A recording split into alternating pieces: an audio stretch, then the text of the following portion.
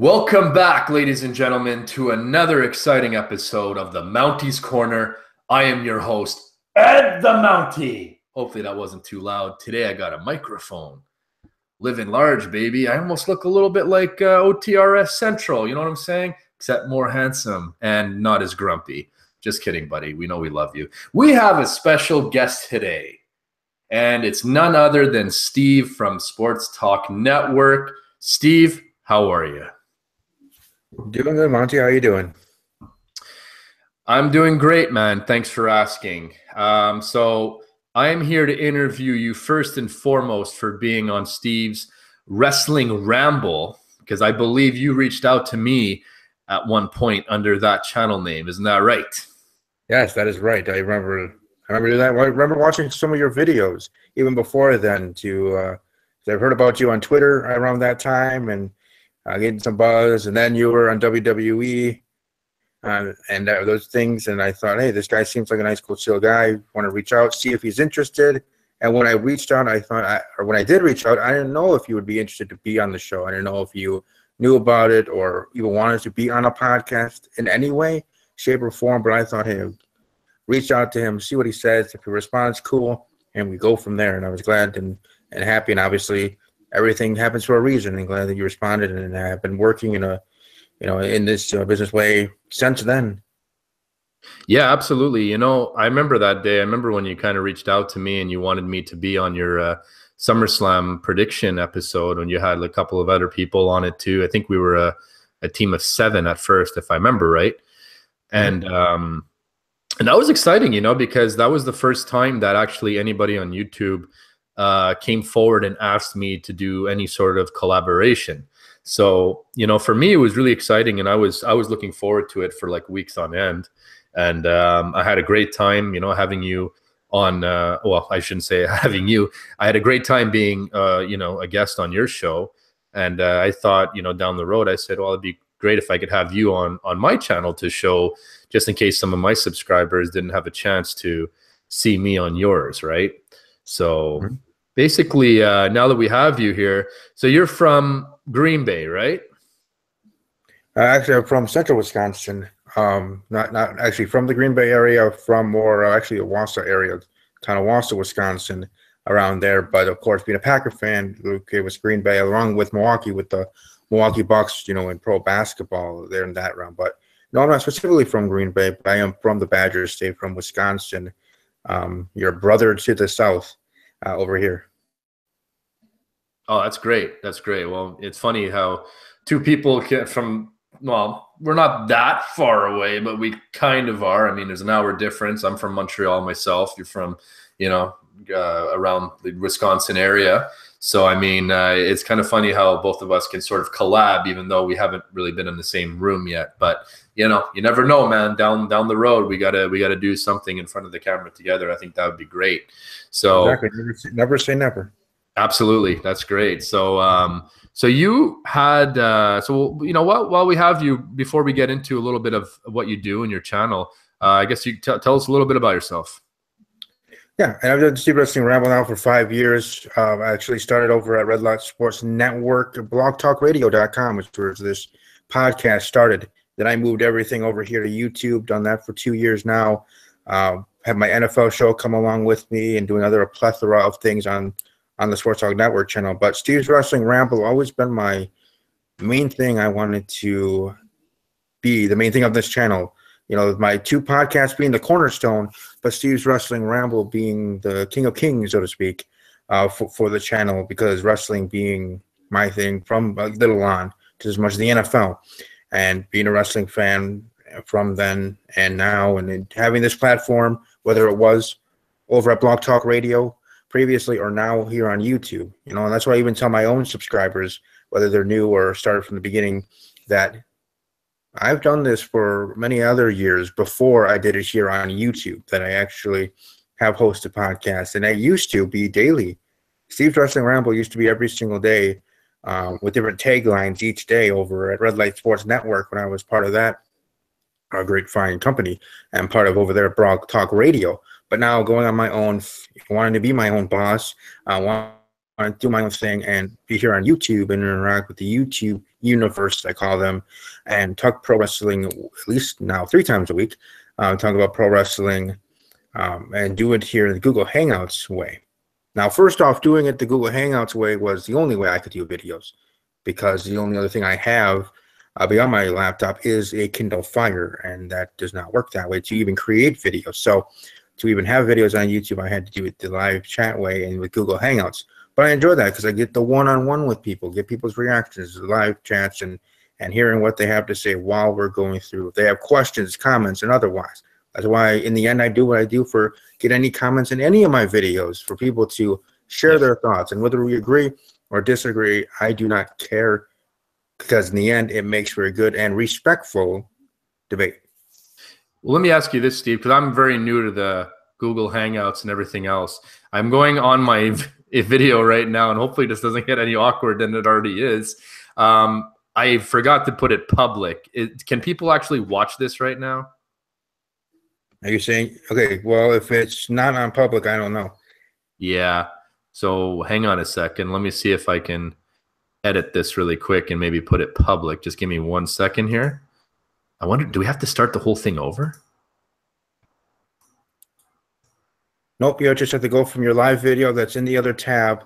Yep. Click on your avatar in the top right, upper right, or whatever that is. Click, scroll down, or wherever it says Creator Studio. Go back to your Creator Studio from that part, and then go back to your events. I'm already here. Oh yeah, events, and then you can edit and do whatever you can find to do it. So if I put it public, is it just going to start from the beginning, or do we have to start this whole thing over? No, well, you might have to, because then it'll only pick up to wherever it starts with public. As in, when you click it, it'll change the public and then go back, then starting. I'm going to try this right now. Let's see what happens. Well, we knew there was going to be growing pains, right? All right, let's see what's going on here. Are you there? Yes, I'm here. Okay. Hang on a second. Let me just see what's going on. And I'm actually going to search in my other tab to see if your video is live.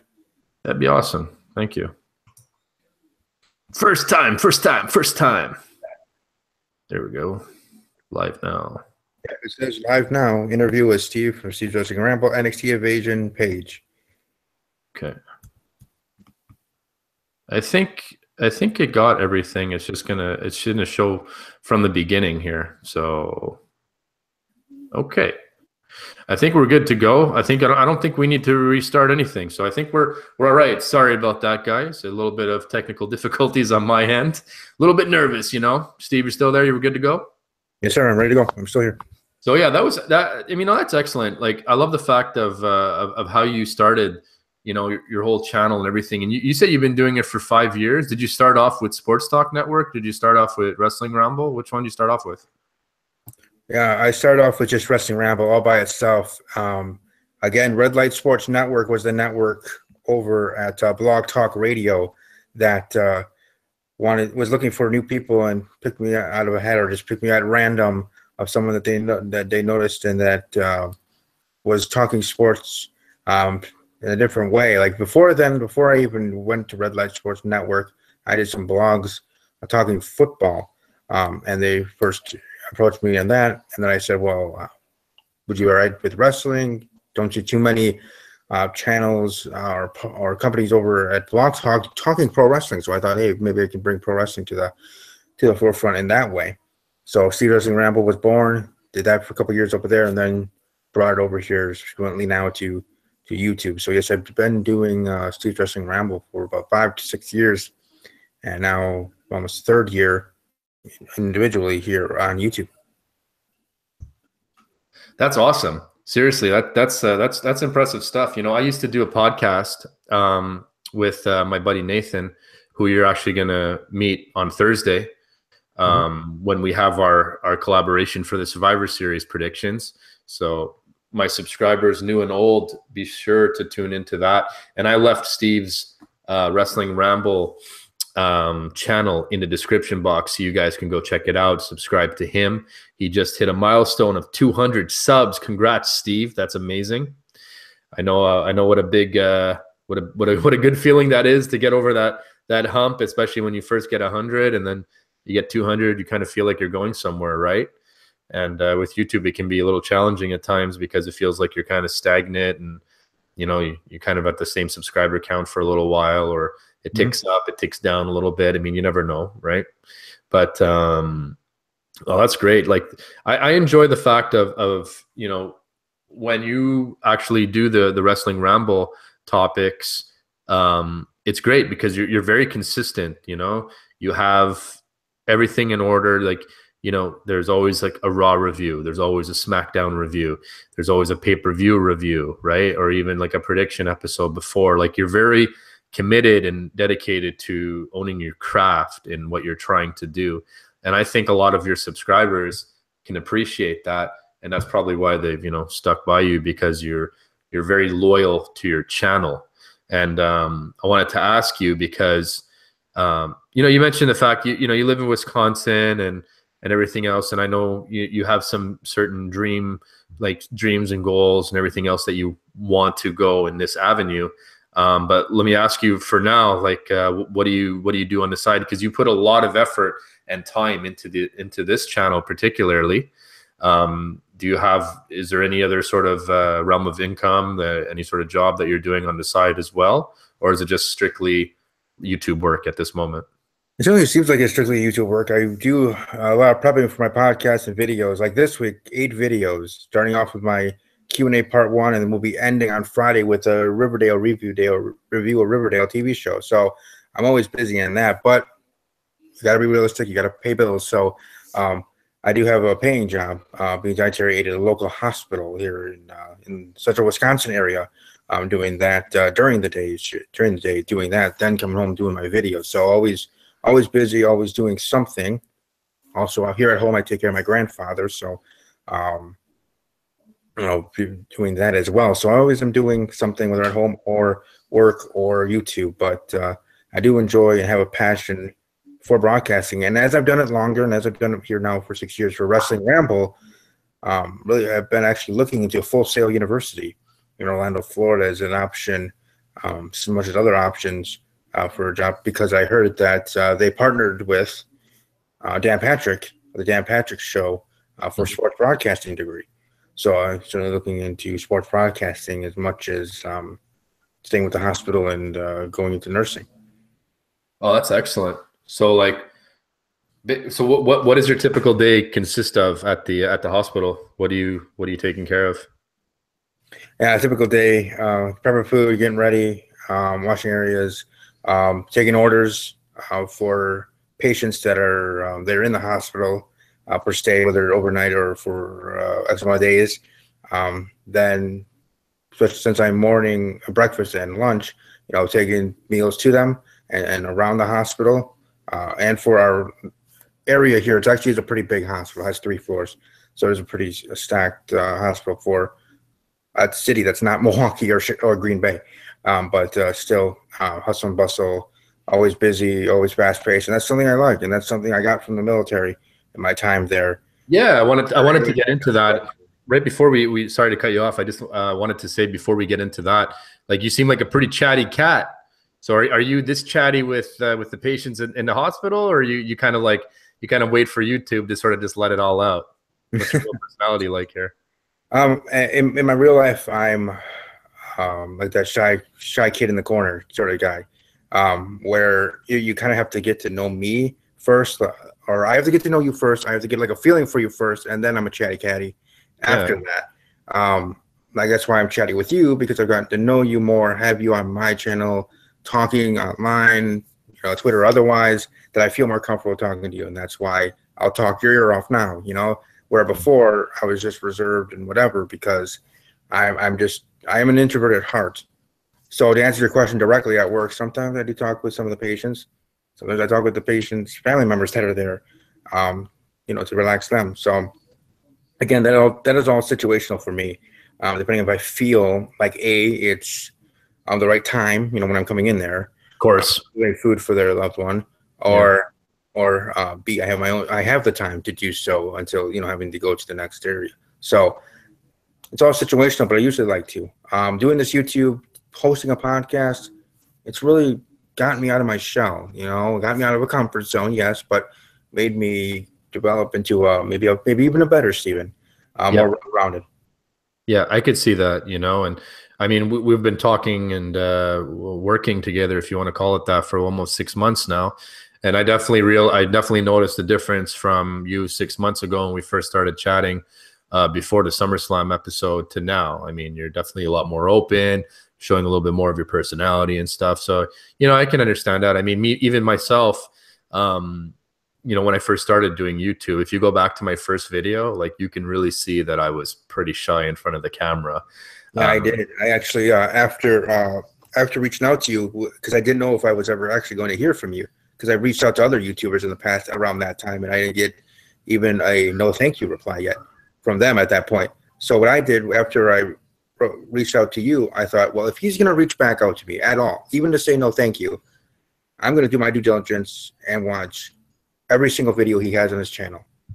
So I went, you did that? From very first video to the most recent at that time, and watched them all almost like I was binge watching on Netflix. Yeah.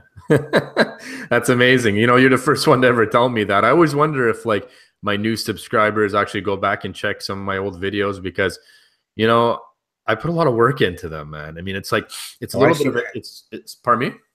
I said, I saw that and I noticed that. And that's why I even gravitated you more after that, because you seem like a hardworking SOB that puts effort into his videos and definitely have the entertainment value as well.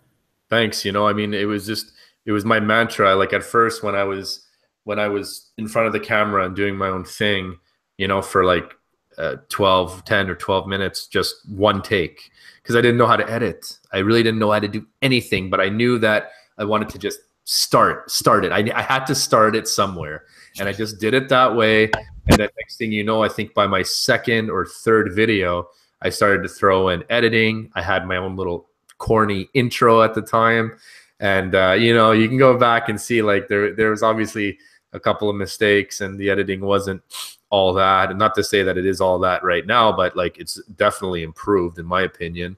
So I appreciate you saying that. And you know, I always wondered if like some of my old subscribers went back and saw my old stuff, because, you know, it's a shame that some of my videos only got like, you know, anywhere from like 50 to like 75 views. And I'm grateful for each and every one of them. Don't get me wrong. But there's some times where I just put one together and I'm like, this is a moneymaker, man. Like if this can only go viral, I'm sure I could really get a big following.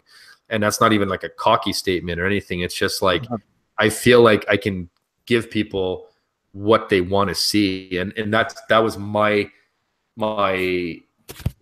YouTube. It's like I wasn't gonna half-ass it, you know. I wasn't just gonna put out videos just to put out videos. And I wanted my subscribers, each and every time they saw my name come up in a notification, once you hit the bell, man, and then I just wanted them to be like, oh, what's he doing now? Like, whoa, what's this one about? And I just wanted them to get excited. I didn't want to water my product down, so to speak. So, but I also try to get at least one video out a week if I can, depending on the talking points of wrestling and whatnot. Depends if there's a pay-per-view. Reaction videos are also, you know, they're here and there for sure. I enjoy doing those because that's who I am. You know, like if you sat down next to me, even before my channel, that is exactly how I am when I watch wrestling. I love it so much. And, you know, I just feel like there's certain areas where, you know, I find it so interesting that they can just, you know, change directions and come up with weekly entertainment for us to watch. It's very interesting, I find, especially, you know, when they're working like 5 hours of television each and every week. And I'm just talking about WWE, of course, because that is actually, you know, the topic of what I cover. And it's amazing, you know. So like, I wanted to ask you, how did you get into wrestling? Well, as a fan, I got into wrestling when I was younger, watching it randomly. Monday Night Raw, Ken Shamrock. I remember one of the first matches I saw. So that was where I got into it that way. And then obviously professionally being with Red Light Sports Network. But getting into wrestling as a fan when I was really young. I don't remember who Ken Shamrock faced that night on Raw, but I just remember Ken Shamrock himself because I remember bringing him up and and talking about it, in the morning, waiting for the school bus, not on the school bus, but waiting for it with friends that to watch wrestling and trying to now get to be part of their conversations. I think that was another reason I started watching it then, because they were fans, and hearing them talk about it, and I thought, hey, might as well give it a shot, and I did, and that being one of my first matches and the first shows I watched. But the other thing I wanted to bring up that you were talking about with your live reactions, and it certainly seems like, how you really are for reacting to WWE pay-per-views or anything WWE going on. If we ever do have an ability to collab in person beyond any regular video collaboration in person, maybe in person, whether they're in Canada or here in Wisconsin, USA, for a pay-per-view event. And it doesn't even have to be any of the big six, or as I call it now, big six pay-per-view events. But yeah, Money in the Bank and Night of Champions, I bet. Yeah, Money in the Bank, and as I call it, Night of Champions / slash champions, or whatever WWE wants to call it this year for that one. But those two added with me, at least in my own little world. Just like in my own little world, just to share, for me, the holidays that we're in right now, for me, start on October 1st. October 1st to January 1st, because I like to include Halloween with all the other holidays. I know officially it doesn't, but for me, in my world, it does, because Halloween always was awesome. And October was a great time of year. Disney always had great Halloween movies, like Halloween Town and otherwise. So for me, I like to include October and Halloween. But back to with wrestling, if we are able to collab in person with anybody, it would also be cool to collab watching a pay-per-view event together and live reactions for specific matches, or live streaming the whole thing. Yeah, I think that would probably be our best option, is maybe doing like a live stream throughout the entire pay-per-view, and then just clip it afterwards and kind of throw them in where we see fit. That's a great idea, and I had a feeling you were going to go that route. I mean, that would make a good amount of sense for sure. But I invite you to also, take a page out of my channel if it's something that interests you, and really, do your own predictions once in a while, just you. But I know you have a big heart for the podcast and being the host, and you do a great job of that, I might add. It's really something else how you kind of pieced everything together, and you throw in the intro music and stuff. It's very professional. Like, you ever listen to any of the professionals sort of do it? Like, Chris Jericho's got a great one, Jim Ross, Ric Flair. I mean, there's a bunch of them that kind of put together their own. Have you ever checked any of those guys out? Did they inspire you at all? I've checked out all of them.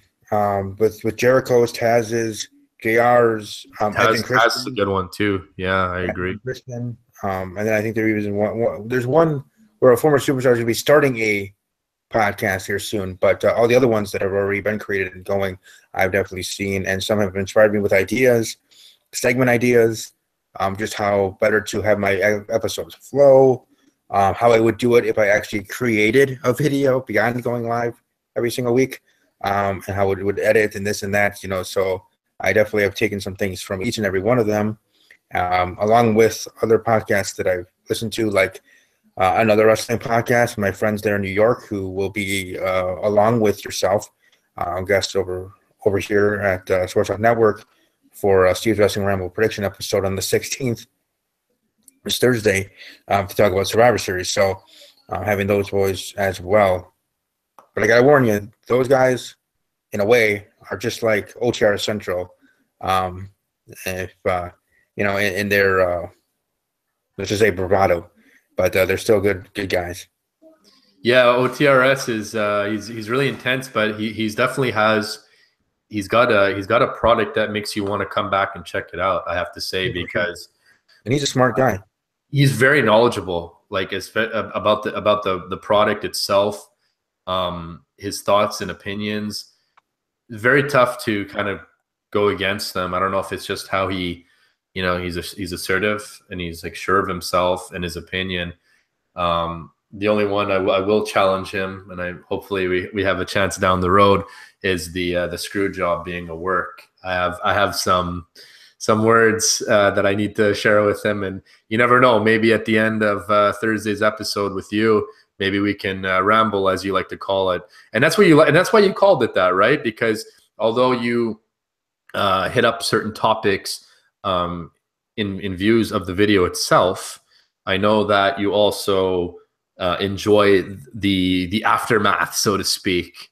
Pardon the pun. I mean, we had this show called Aftermath, which was after each and Raw and SmackDown. Renee Young was actually on it, believe it or not. Before she came, I don't know if you ever heard of this show, but before she came to WWE, yeah, she was on Aftermath. So anyhow, going back to what I was saying, and I like the fact that we could kind of shoot it a little bit with everybody else that's involved in the video and just kind of talk. We could either talk about wrestling, we could talk about other topics, we could talk about just life in general or sports or whatever. And I mean, it's fun just to kind of get to know everybody, right? And I enjoy that about your show for sure. What exactly? I don't know if you covered this already, and if you did, I apologize. What made you like start your actual YouTube channel? Like, what made you say, okay, today's the day that I'm going to do my first video? Like, what was it that said, you know what, I'm going to give this a go?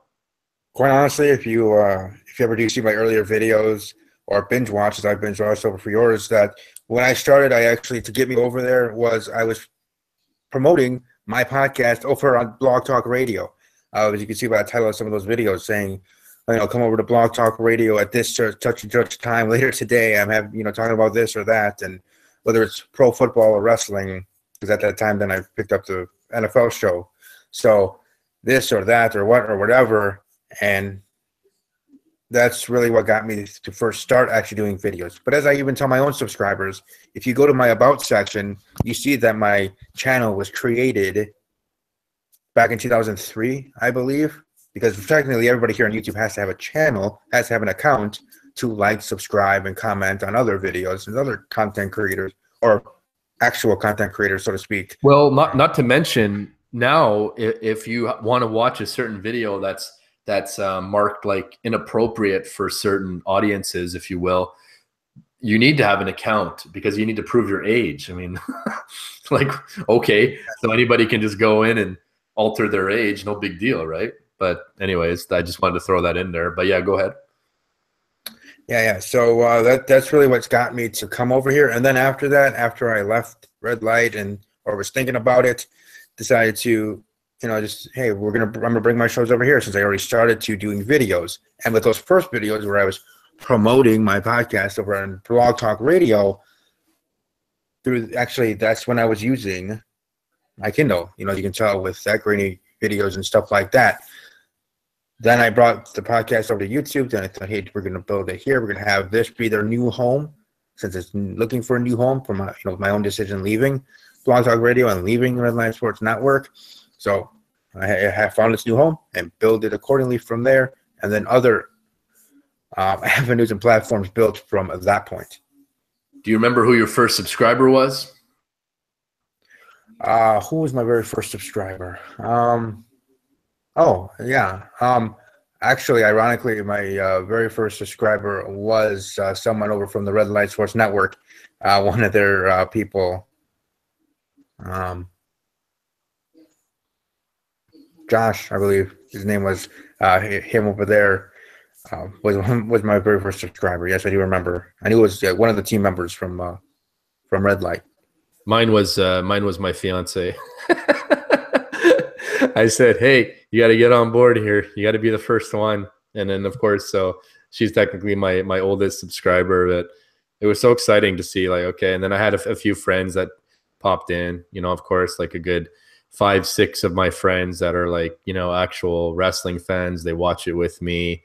And, we've watched pay-per-views together. We always talk. We always tag each other in wrestling posts, news, rumors, headlines, whatever.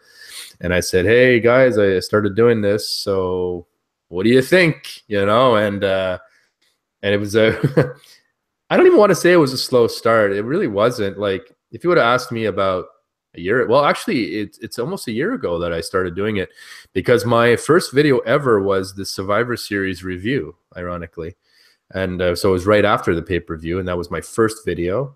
And then I was like, oh, wow, okay. So all of a sudden, I started getting a couple of views and 10, 15 views. I was getting really excited about the whole thing. So yeah, no, it's if you would have asked me a year ago, how many subscribers would I have had after my first year?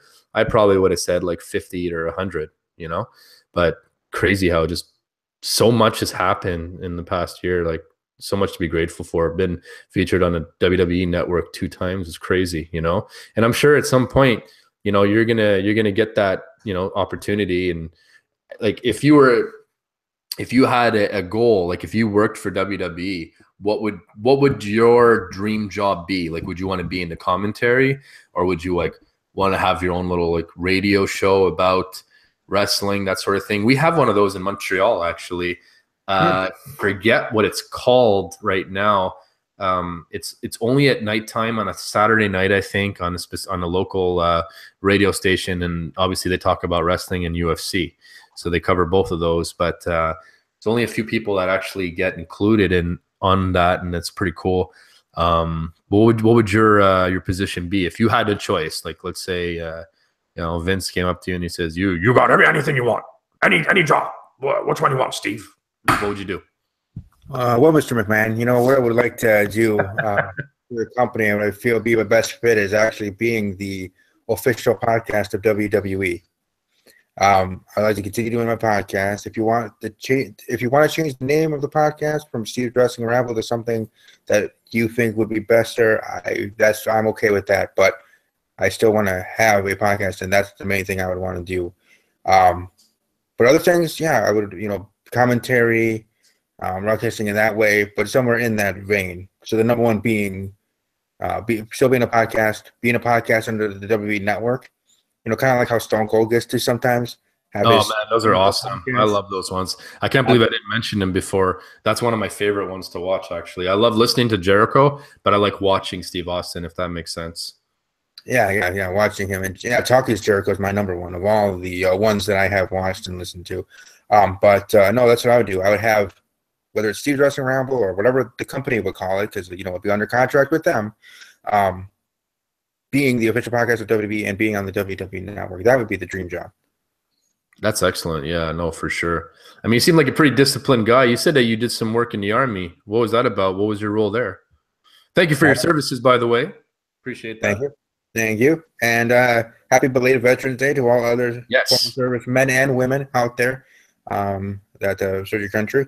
Absolutely. Whatever country it be as well. I mean, I know Veterans Day was observed in the USA, but all military people of any country representing your nation and fighting for your nation's rights and everything, for your people to live in peace and harmony.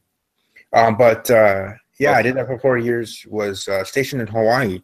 So I got to live in Hawaii for 4 years, so that was nice. Nice. But, better than the crap we get here in Canada and some of the snow you guys get in Wisconsin, that's for sure. I know you feel the pain. The first year, though, when it was in December and January, into the Christmas time, and not seeing snow and it being, it still being Christmas time, it was kind of weird there in Hawaii, then being back in Wisconsin, below 0 temperatures, blizzards, and Christmas, true Christmas. That in its own right was kind of different and weird. But I did enjoy the Hawaii. I did enjoy the military. And the number one thing I took away from the military, beyond being honored to serve my country, was the structure. To be there at the right place, right time, the right uniform, doing things in sequential order, and always having that plan and being goal-oriented, having a plan of attack, and knowing what you want to do. And now that's what I do here with YouTube and in my personal life and work. Yeah. How you start off your day? Do you make your bed? Just curious. No, but that is one of the things. But no, I like to do tasks, and I like to do the thing, because for me now, it's gotten to a point where I have to do things in order, because otherwise I would forget to do something, whether it's something silly or simple. But so doing things over and over again, having that repetition, having a routine, is something for me that's very comforting. Yeah, I'm kind of a creature of habit myself when it comes to certain things. I have my routine. I'm very structured as well. I'm not comparing myself to anybody, and obviously the army are not, but just like certain behavior habits, if you will. Like I get up pretty religiously almost every day at 5:30 in the morning, and I go to the gym, and I have a routine. Like before I go to bed, I get my work clothes ready, I get my gym clothes ready, and I get my food for the next day and all that kind of stuff. And it's just like I can understand the importance of like having that routine and sticking to it. Mind you, it's obviously a lot different in your case, so again, not belittling it by any means. That's great though. And you were in there for 4 years, right? Yes, 4 years. Yeah, that's awesome. That's awesome. Well, we thank you for everything that you've done. That's great work, Steve. That's awesome.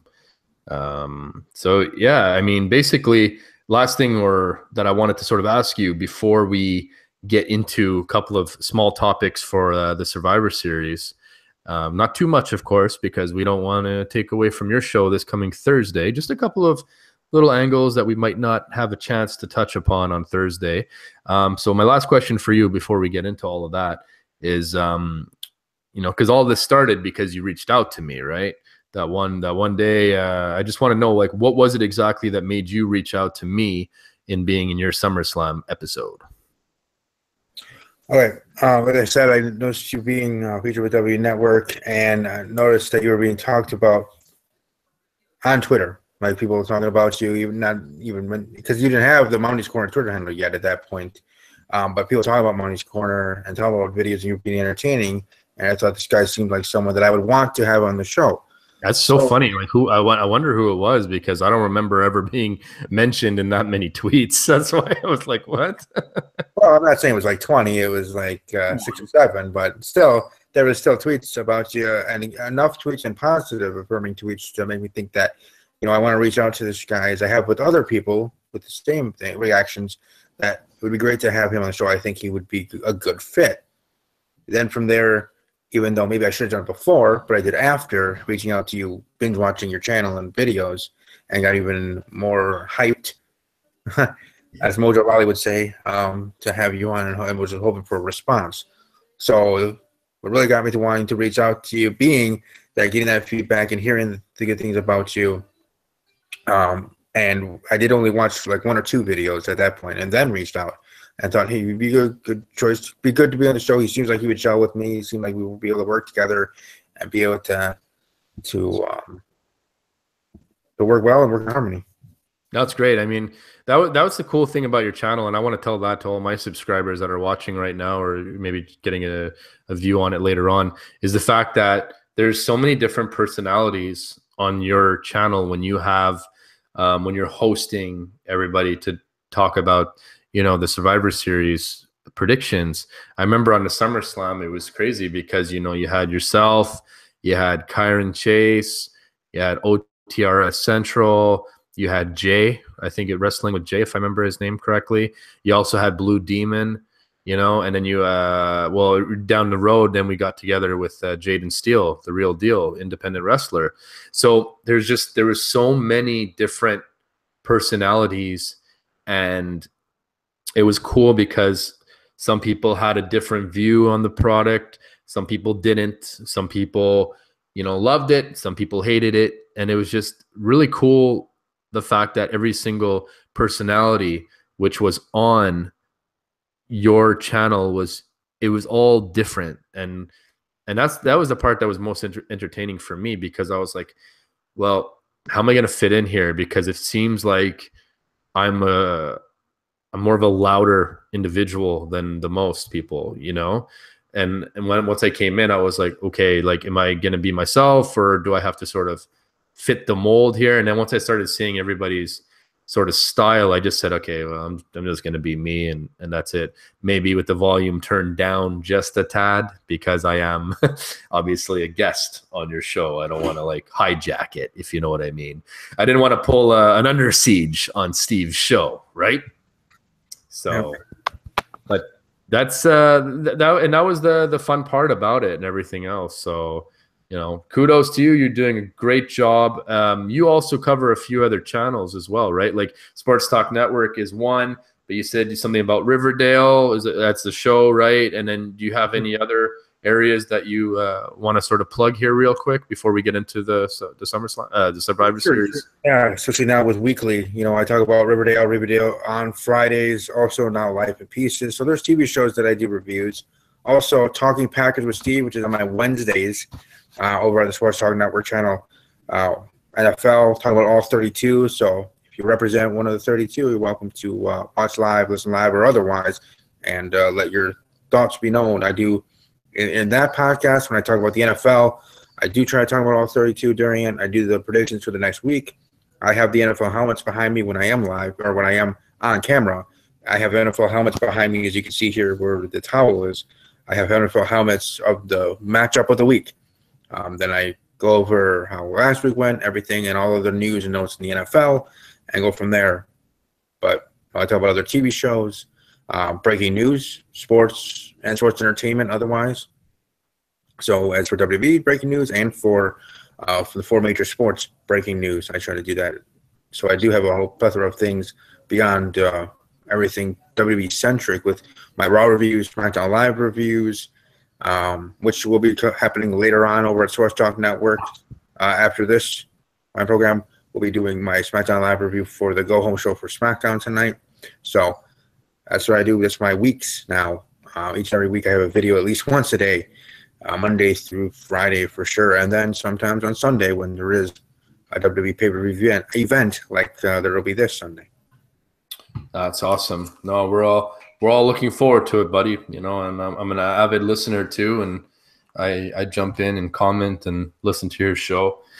Also, you know, very grateful to be a part of it once in a while when I can. It's definitely a little challenging sometimes with everything else that I got going on, since this isn't my full-time job, obviously, yet. But hey, now that we covered a lot about yourself, and thank you for taking that time.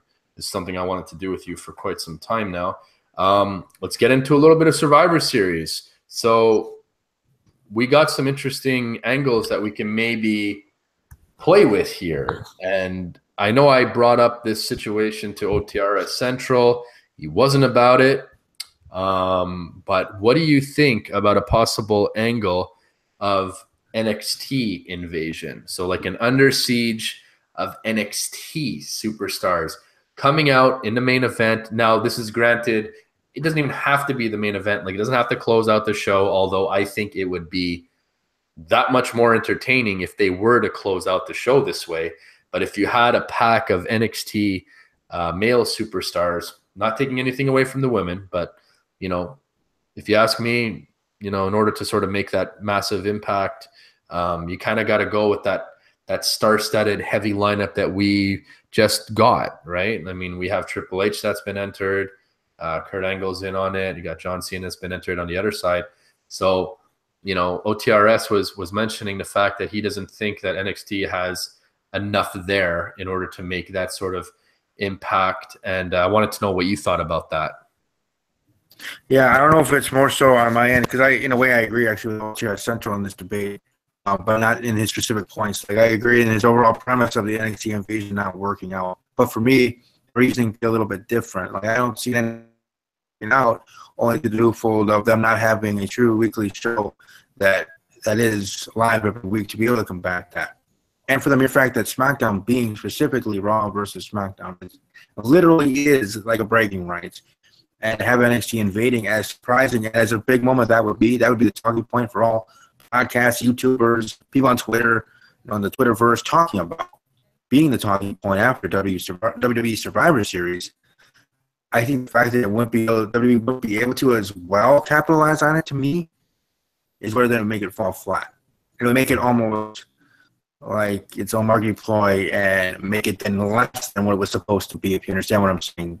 Like, if they had a weekly show that was live, or at least a weekly show more so live, than having their tape stuff that they do have to the next takeover event for them over Full Sail, that then it would be able to work and integrate more.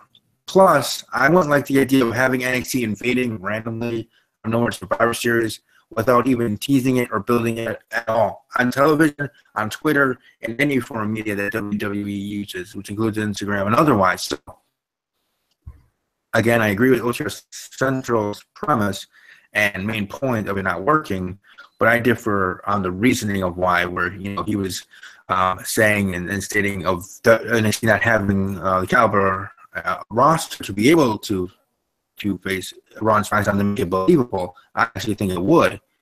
My issue lies in how WWE would be able to continue it. And the fact that it wasn't even released beforehand, I think, as some would say, though, oh, that would make it a bigger surprise. Okay, true.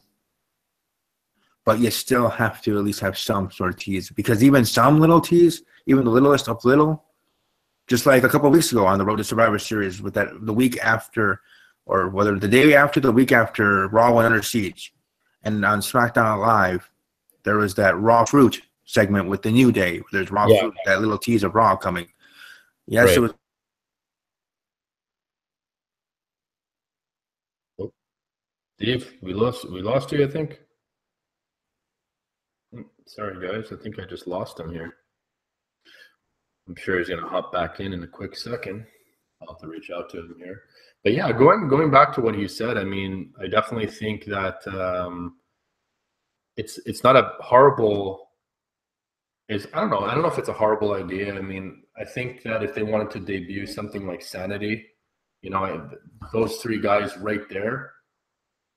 Steve, you're back? Yeah, I'm sorry about that. Something must have. Yeah. I don't know if we're having a snowstorm or something going on here, but I apologize. That's okay. You just left me high and dry, but hey, you know, just kidding. But you know what? Like, what about like if they were to debut Sanity? I mean, you have those three guys alone. I mean, okay, maybe. I think it would have made sense a little bit more, if you ask me, before they started bringing in Cena, Triple H, you know, giving Kurt Angle. Like, if this was some sort of area with like the up and comers, so to speak, it could have maybe worked. Like, let's say if it came down to fucking Bobby Roode versus Jason Jordan, okay, you can maybe get away with it, so to speak, right? But even at that, like they would have to do it in such a way where you're right. There would have to be a payoff afterwards. So any sort of tease would almost be a little bit of a better angle to sort of work with. So I agree with you on that. Maybe it's just not the right time. They need to figure out some sort of way to sort of, I'd love to see something like that. You know, seeing that Nexus angle, you know, what was it, 7 years ago? I mean, that was, to me, it was one of the most entertaining-ish aspects in recent WWE memory, if you ask me. I loved it. I thought it was one of the most entertaining. You know, it made Raw, you want to watch Raw every single week, and what are they going to do and stuff. But it would be a lot to bring up, you know, 4 or 5 superstars all in one shot. Maybe they could do it a different way. Maybe not necessarily for Survivor Series, because I do want to see how this whole thing sort of plays out. So, no, good chat on that one. How do you feel about, you know, because something drastic has to happen. Whether it doesn't happen in the main event, I'm not sure. But if it happens during the 5-on-5, great. But the women's match, would you have Carmella cash it in? Yes, I would. I think this is the place that would be, at least for most of the WWE Universe, a surprise that they wouldn't see it coming in a Survivor Series. Like, this is, like I was talking earlier, literally a bragging rights on steroids. You know, being on a Big 4 pay-per-view event than what bragging rights was in its own pay-per-view. So, in that aspect, some would actually be caught off guard.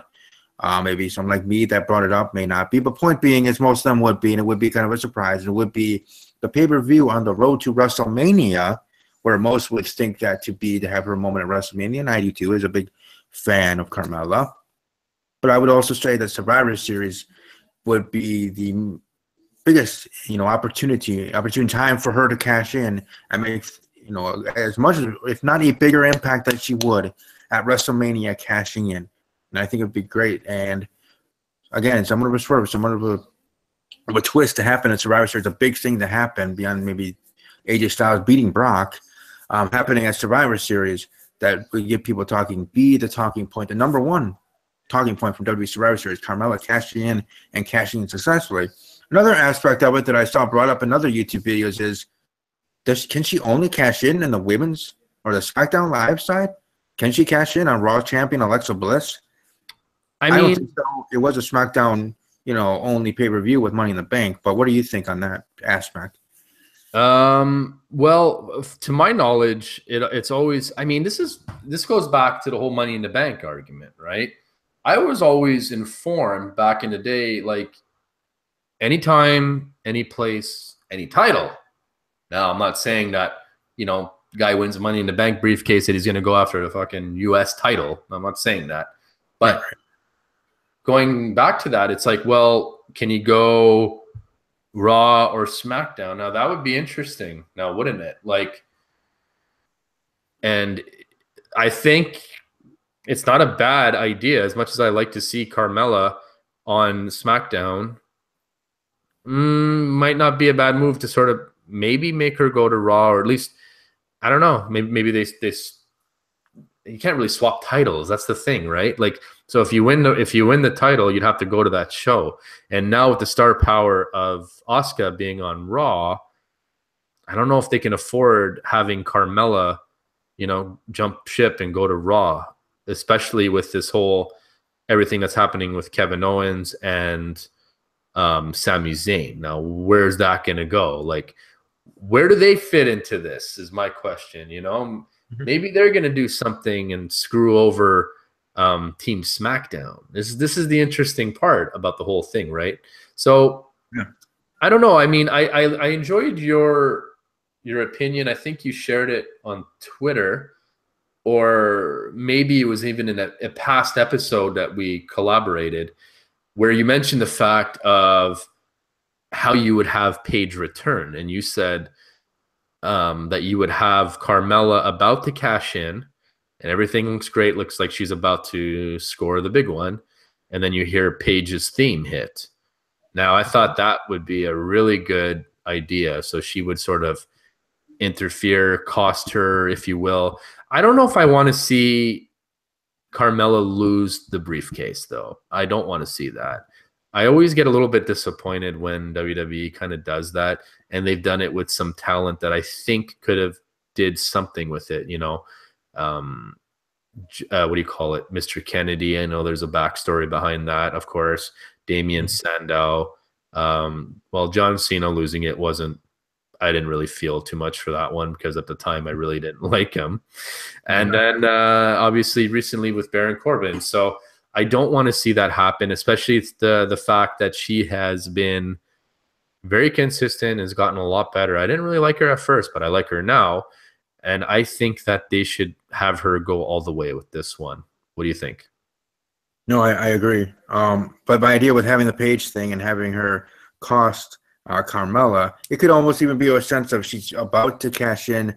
Bella did not ring yet, this and that. And then Paige's music hit, and she comes down the aisle and maybe not costing her the cash in, chance and being unsuccessful, but costing the opportunity like that. Maybe that was the best opportunity or chance to be able to do it after a gruesome champion versus champion match, and Paige still interrupting her, and you still have Paige and Carmella starting a feud. You have Paige on SmackDown Live, right? As you talked about, even Asuka being on Raw and how power heavy it is over on Raw, having a returning Paige come over to SmackDown Live, even though yes. And for those out there, yes, she was drafted to Raw, but you never know. You can still have her going on SmackDown Live, being a free agent like John Cena. Who knows? The female free agent on WWE. So either way, I think that would be interesting, be a surprise, and it certainly would help for Carmella to be working with someone like Paige, and with Paige for Paige's first feud coming back to WWE. So having that all happen. But I agree with you. I want Carmella's cash in to be successful. Remember, she is the first ever Miss Money in the Bank.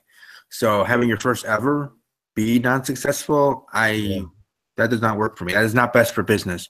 I think it's best to have her successfully cash in, and maybe 3 years down the line, we have our first unsuccessful cash in by Miss Money in the Bank. So I think if you're trying to start something, you're trying to start a new tradition, the continuation of the women's revolution and evolution, right? So absolutely. You have Carmella successfully cash in, whether it's Survivor Series or whether it's the night after WrestleMania. I don't care when it is, but when it does happen, it is successful. It has to be. And, because I mean, this is an ongoing debate between me and a couple of my friends, fellow subscribers, and what have you.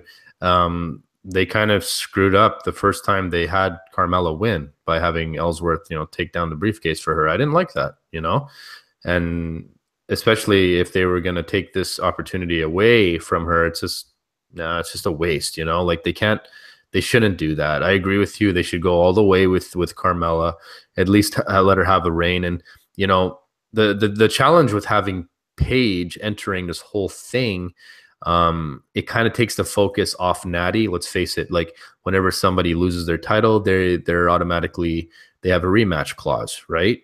So if they don't have, or they still have the rematch clause, but all the focus is on Paige, well, then you kind of took literally and figuratively the title out of Natalia's hands, and then there's just no sign of her ever getting it back. Not that I'm saying I want to see a hot potato with the title, but you got to close out one feud before you start another one. And that's where I want to see which way they're actually going to go in this, which actually does make sense from a business standpoint and from everything else standpoint, entertainment value standpoint, that sort of thing. So I don't know. I'd like to see how they're going to be creative with this particular situation, because it's kind of a big return. I mean, Paige was I'm not an over the top Paige fan, nor was I ever.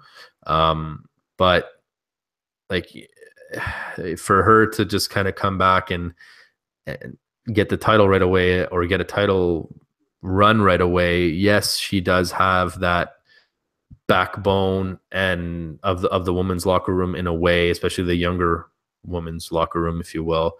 I don't know if that's the way to sort of do it, or do you have her come in at a different sort of angle? Maybe be the one to sort of face Asuka at WrestleMania. Now, these are opportunities WWE can sort of play with, not necessarily right away because we're far away from it, but you can kind of toy with it a little bit. I mean, it wouldn't be such a bad card or a bad match at some point to have Asuka versus Paige. I think that wouldn't be too horrible, although I much prefer Asuka versus Charlotte, with Charlotte being the first one to actually beat Asuka. I'm probably going to get a lot of heat for that. I don't know what you think about the whole thing, but to me, there's nobody else that's going to beat her. What do you think? Yeah, no, I agree there 100%. I think Swift would be the best one to do that, to defeat her, and having a WrestleMania. So it still it's not crushing Asuka, it's not burying Asuka, it's not this or that, it's just a match. And then leading up to it with her wins and winning the championship, in Asuka's sense, Charlotte now being the champion, what happened tonight, and this and that, I think Charlotte would be the best one. And the only one that I could see, well, maybe other than Sasha Banks, but anyone I could see defeating Asuka and to be her first loss, for sure. Yeah, I mean, that's the way I kind of see that one going, and and that's why I was a little bit surprised in a way.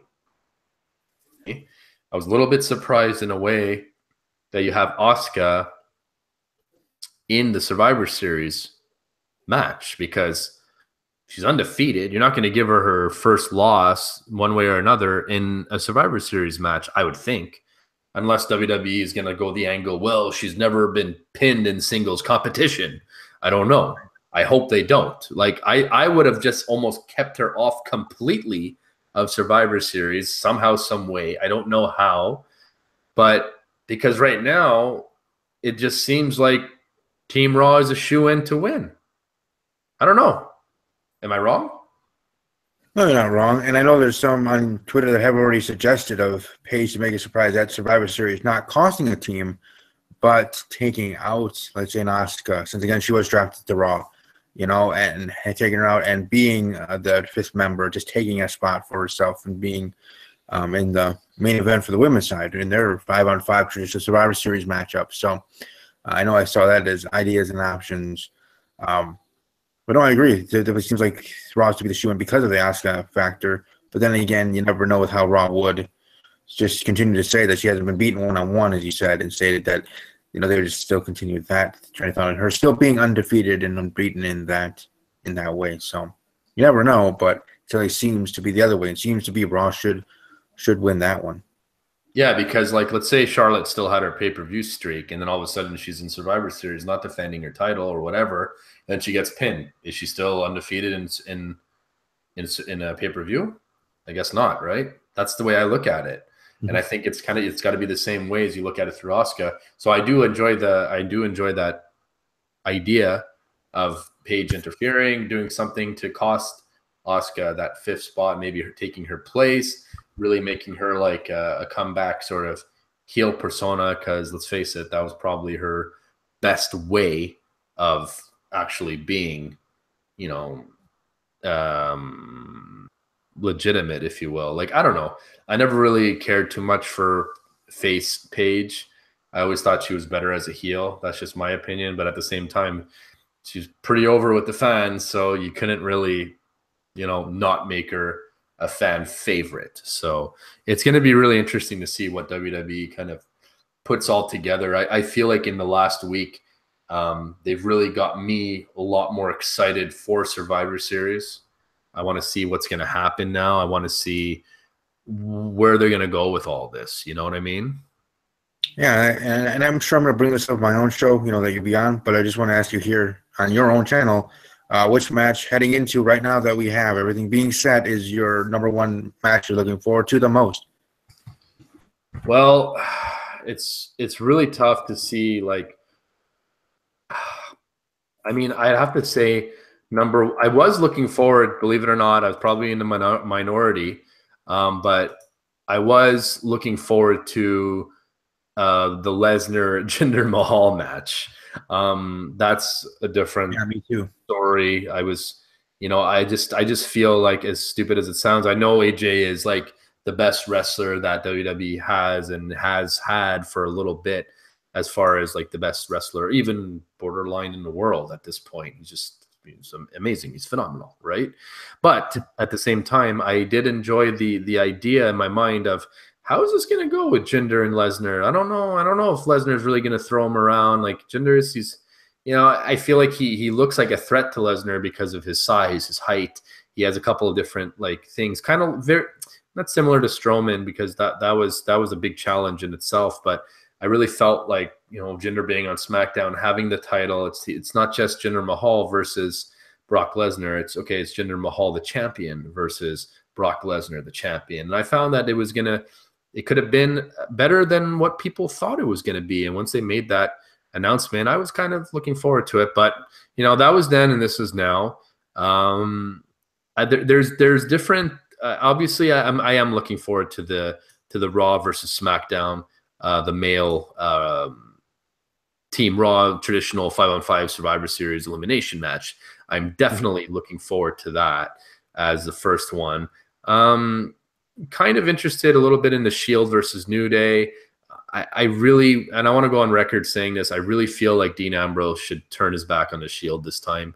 I think it would be a really clean sort of area for him. I really think that he could take off right now. If anybody out of those three guys needs, besides, something to revamp their career, if you will, it's Dean Ambrose. And I think he would be the perfect one in this particular situation and this time and place to actually take that ball and run with it in a heel fashion.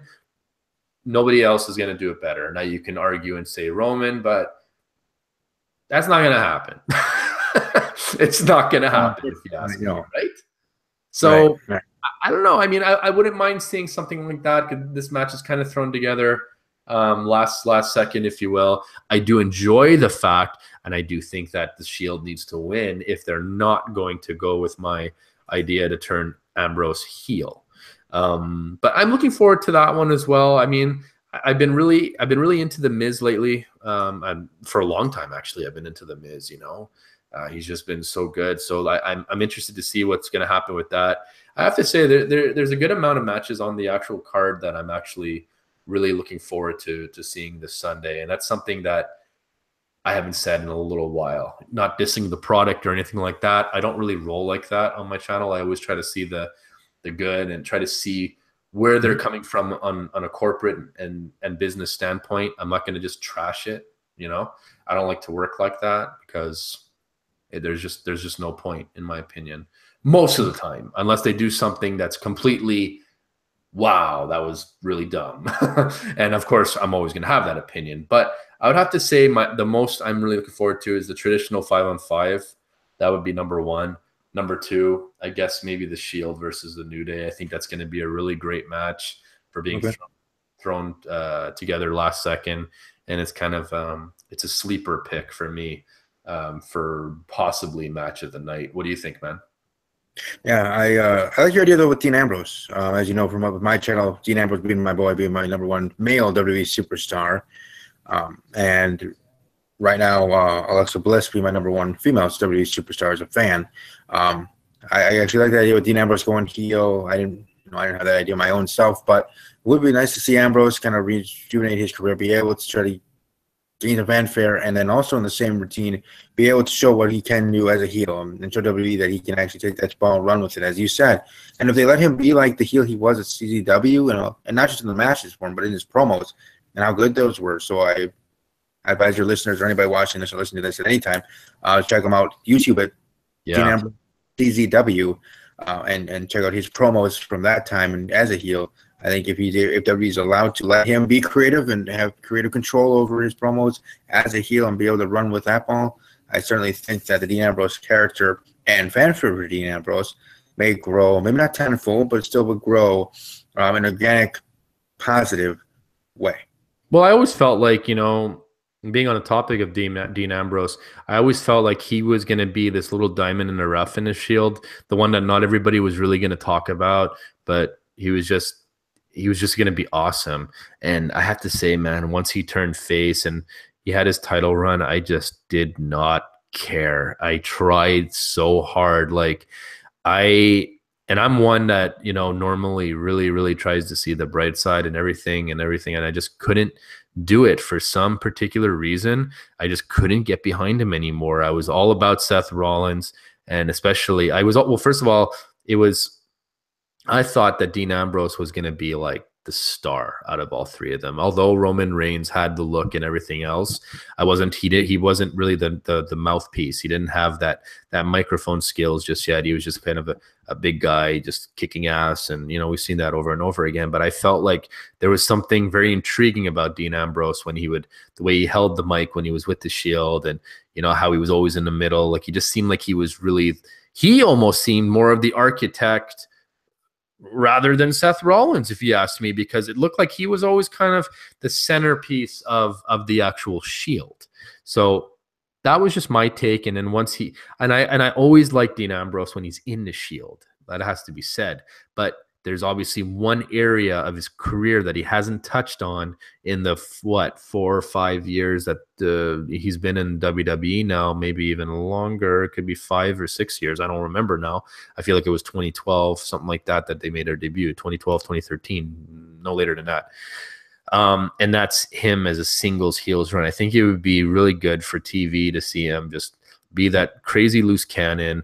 Like you said, give him some creative control, let him run with it a little bit, and kind of be who he needs to be. And, back in the day when he was on Stone Cold's podcast, where he was like, you're kind of a weird guy. You don't really look like you care too much. You're just kind of going with the motions, he didn't say these words like, just paycheck to paycheck kind of dude or whatever. It would be, how ironic would it be to have him actually have that crazy singles run, give him a little bit of leeway, a little bit of creative control, not unlike what they did with Stone Cold Steve Austin, right?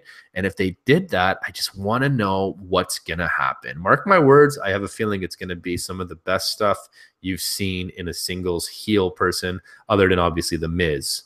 But I think the combination of both of them would be really, really interesting, just to have both of them kind of do their thing, meaning The Miz do his.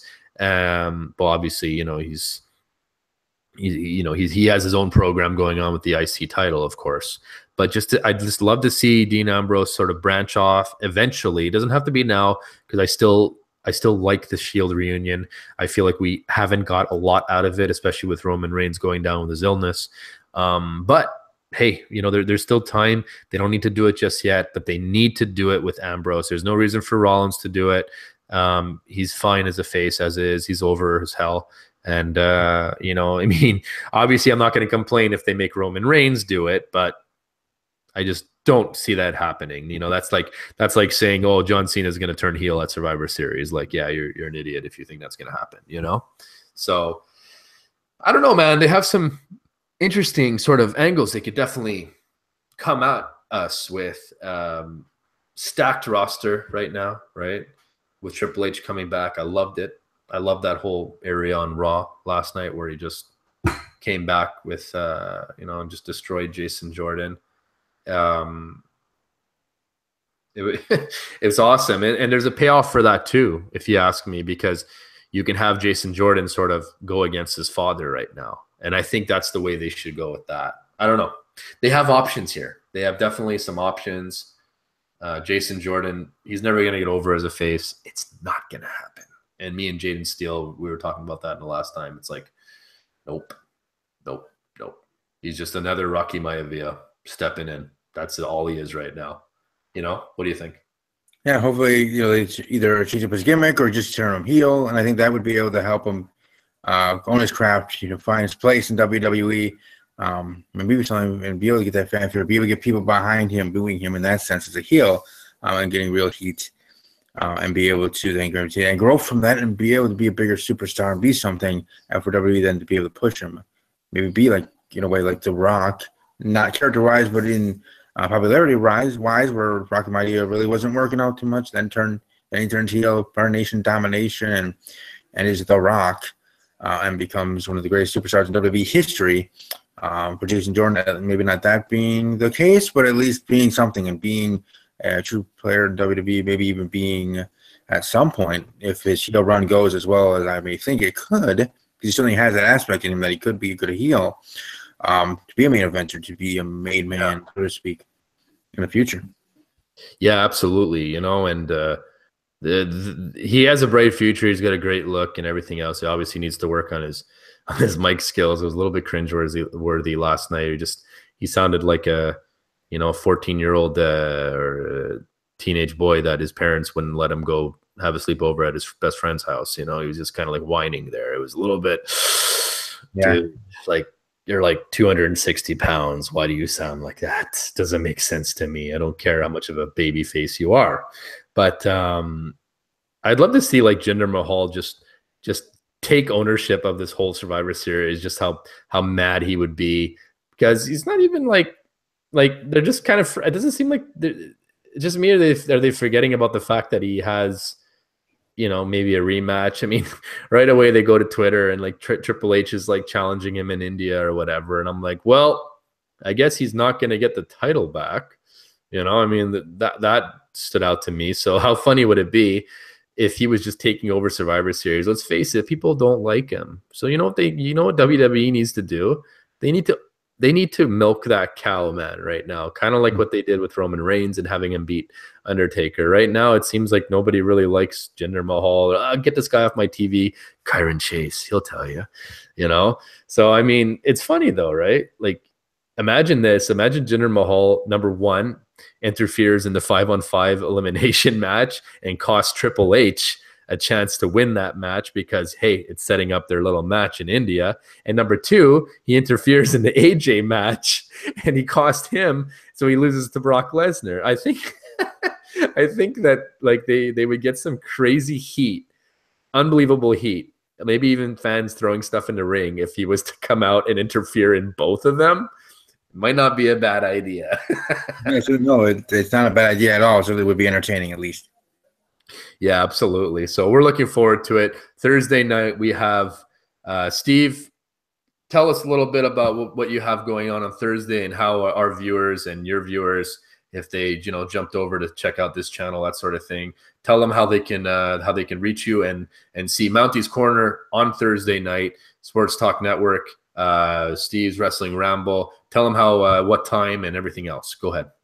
Yes, on Twitter also, you can follow me at W_podcast, which is typically Steve's Wrestling Ramble Thursday night, starting at 7 p.m. Central, 8 p.m. Eastern. So you got a hard start. We talk about WWE Survivor Series with Mounties Corner and a plethora of others will be joining me talking WWE Survivor Series, predicting the show top to bottom of the card. We might even talk a little bit of NXT TakeOver as well beforehand. So certainly we'll be talking about everything that's going on in WWE over the weekend. Awesome content there for WWE. So check me out there, youtube.com, user-clean08, and Steve's Wrestling Ramble on Thursday at 7 p.m. Central, predicting Survivor Series. Excellent stuff, man. Well, it's probably about time we can, have to wrap this up. I want to say thanks for coming on the channel. Finally, we're going to have to do this again sometime. This was, rather painless, except for the for the technical difficulties at the beginning. But hey, now I know what to do. I'm not an expert like you, Steve-O. It's my first time, so take it easy on me, buddy. You do it enough times to become old hat. I guess so. Well, hey, listen, thanks a lot for being on the show. I appreciate it. We're going to play a little bit of some outro music real quick. But, thanks for coming, man. It was an obvious pleasure to have you and to hear your story and how you started off in the YouTube community. It's been an absolute pleasure, obviously, to work with you so far. And, we can do some great stuff down the road. Yep. Thanks for having me. Yeah. So as my first ever podcast, Steve at Wrestling Ramble, you've officially been mounted. That's right. Let's see if we padded that one out. Hold on, guys. So you guys have a good one. We'll talk to you guys soon. Oh, my God. Woo! What?